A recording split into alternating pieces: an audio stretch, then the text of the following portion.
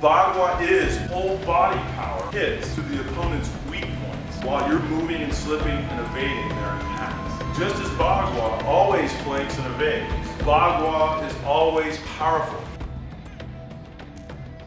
Alright, the next one is sparring against grabs. Grapples, grabs, even tackles, anything that fits in the grappling side of things, right? For the one attacker, there's a guy doing all the Bagua stuff. Now, several things I want to make sure I point out to you. You're going to want to do it slow. That way if you're dropping an elbow or bring them into a knee or stomping on something, that you're safe. And if the other person's grappled and caught you and they got you wrapped up bad, they're not having to crank you because you're still fighting, but everybody's clear about who got who and how and all that stuff. Now, having said that, the Bagua guy is, as we said earlier, going to get caught if he's stopping. The biggest number one thing you're going to want to keep doing is keep moving. Keep moving, keep moving, keep moving, keep moving. All right? The other thing is keep walking and turning to escape. And anytime you get cut off from doing that, not because you stopped, and that's the first thing, is you've got to make it, did I stop because they stopped me, or did I stop myself?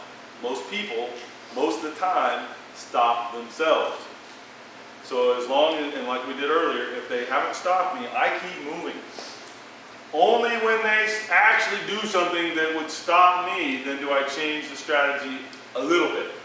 And what it changes to is then I go from evading and escaping and continuing to walk even when they've sort of started to have a hold of something, to I turn to them and walk through them.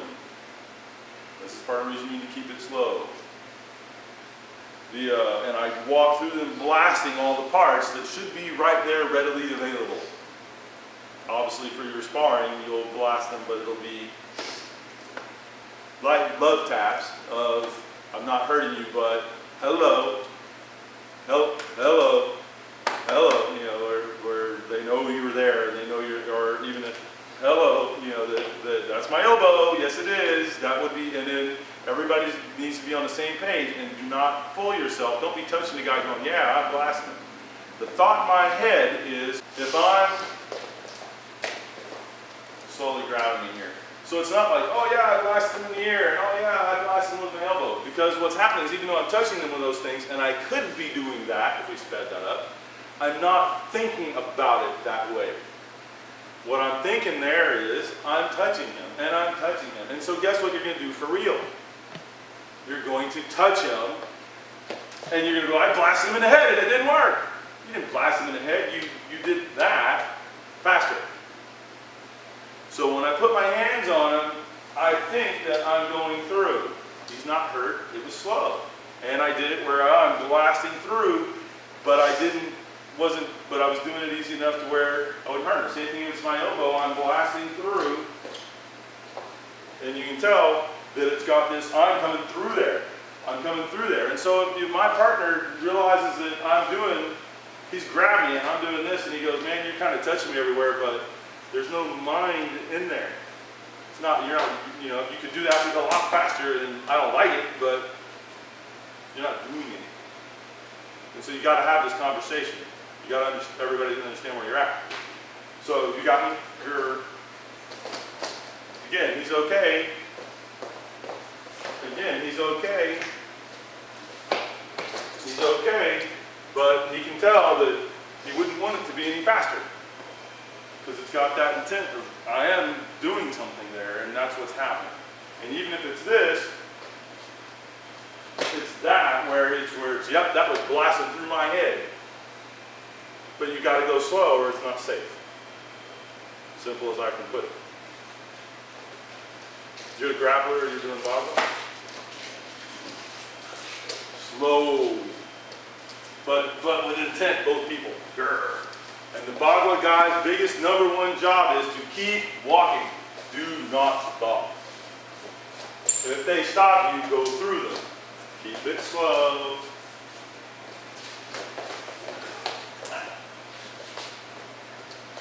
Speeding up to get out of something's not a skill in terms of real fighting, because assuming in a real fight, both people are going as fast as they can.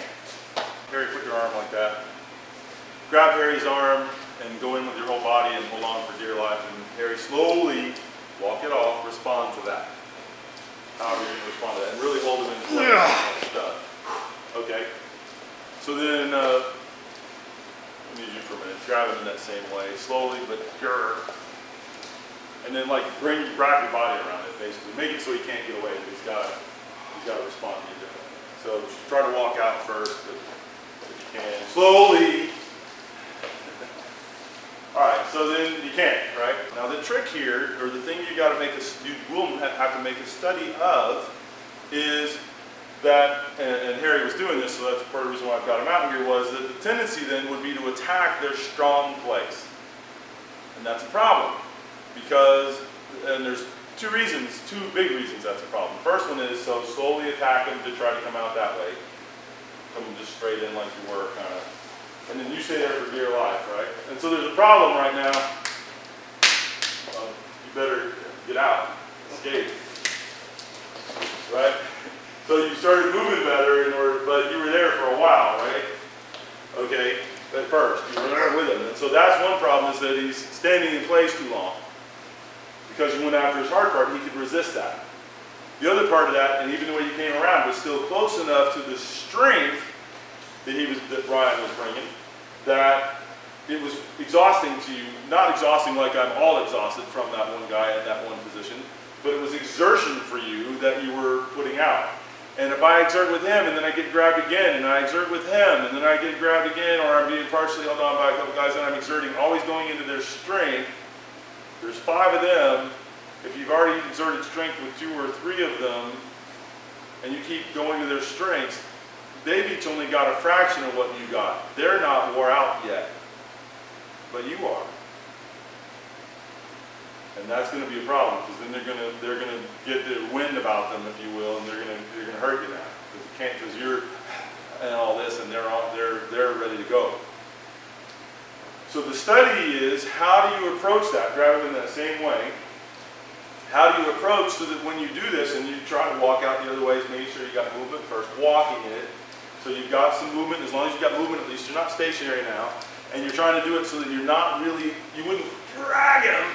You're looking for where can you walk, and it's really very little to no resistance. And so part of your study here is to find those places. Go to do that.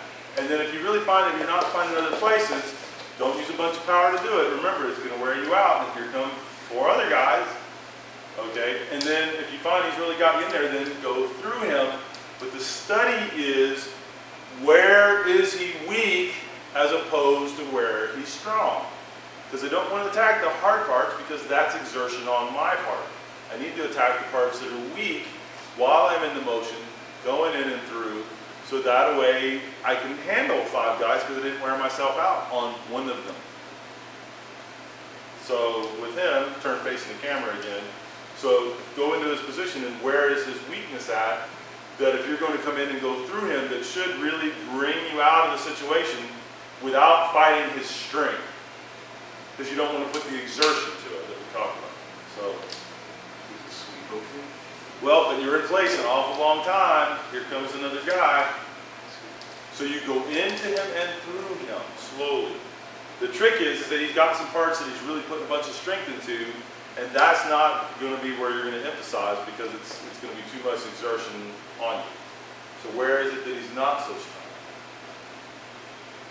And you got to study it, you got to think about it. And that's okay, and even if you spar a little bit and then stop and analyze it and do it like we're doing now, working it out with you and your partner, and then go back and spar some more, back and forth, you're learning. That's fine. Right? Let me in there. Grab as much as you got.